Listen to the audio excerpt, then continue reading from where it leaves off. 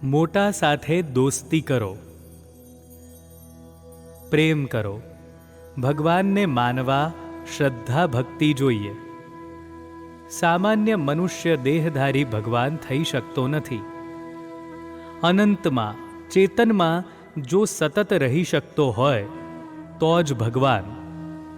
ભક્ત, સંત, યોગી એ બધામાં શક્તિ, પોટેન્શિયાલિટી એટલે કે વિકાસની ક્ષમતાવાળી શક્તિ છે.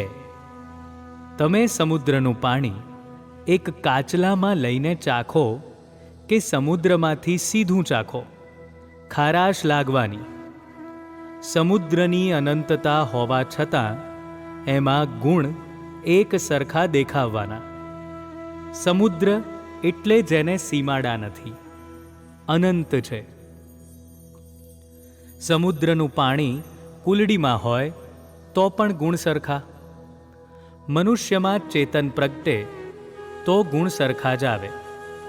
જ્યાં સુધી પ્રારબ્ધ યોગ છે અને શરીર છે, અનેક જન્મના સંસ્કાર લઈને આવેલા હોઈએ છીએ, તેના સ્વભાવ, પ્રકૃતિ વ્યક્ત મેનિફેસ્ટ થયા કરશે. અહીં મર્યાદા આવી ગઈ. ચેતનને મર્યાદા નથી, મનુષ્યધારી ચેતનને મર્યાદા છે. જ્યાં સુધી શરીર છે ત્યાં સુધી તે સંપૂર્ણ નથી, એને પ્રારબ્ધ યોગ છે. અમે તો ચેતનનો અનુભવ કર્યો છે, પણ તમને શ્રદ્ધા નથી. આપણે દોસ્તી શા માટે ન કરીએ? મિત્રને કહી શકાય, તેની આગળ ખુલ્લા થઈ શકાય, તેની નજીક જઈ શકાય. મારી સાથે મિત્રતા રાખો અને ખુલ્લા મને બધું કહી દો. સમાજમાં જેની ને તેની આગળ કહેવાની તમારી રીત ખોટી છે, પણ તમને મારામાં ભક્તિ ને શ્રદ્ધા નથી, માટે ફળ આપી શકું નહીં. જેને એવી ઉચ્ચ કોટીની પ્રેમ ભક્તિ ને શ્રદ્ધા પ્રગટેલી હોય તેટલું જ તેને માટે ઉત્તમ. મારી ને ડૉક્ટર નાનાભાઈ વચ્ચે તેવું ન થાય તે સારું. તેના કરતાં અમારી વચ્ચે દોસ્તી પ્રગટે તો ઉત્તમ.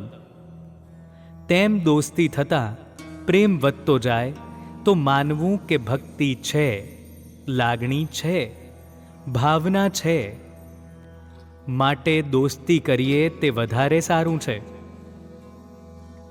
આ બધા વેશ મૂકી દેવા. સંસાર વ્યવહારમાં પ્રામાણિકતા, સાદાઈથી રહીએ, ત્યાગ કરીએ, ઘસાતા શીખીએ, એ પણ ભક્તિ છે. સ્મરણ ન કરવાનું કહેતો નથી, તે કરો તો ઉત્તમ છે, પણ સાથે એકતા કેળવીએ અને વળગેલા રહીએ. દોસ્તી કરીએ. તમે અહીં આવો, આવીને કામકાજ કરો, નામ લેતા લેતા તેમ કરો. એકાંતમાં બેસી ભગવાનનું નામ લો. 6-8 આનાના પૈસા અને સમય બગાડીને અહીં આવો છો, તો આટલું પણ ન મળે તો મને સંતોષ ન થાય. તમને એમ લાગે કે અમારા પૈસા ખર્ચીએ તેમાં તમારું શું જાય છે, પણ અમને તમારા પૈસા પણ અમારા પોતાના લાગે છે. અહીં આવો તો આશ્રમનું કામ કરવું હોય તો જ અહીં આવવું.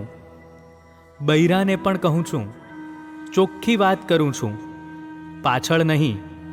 કોઈ અમને આખા બોલા કહે, પણ અમે જેવા છીએ તેવા માએ જણ્યા છે તેવા છીએ. હરિ ઓમ.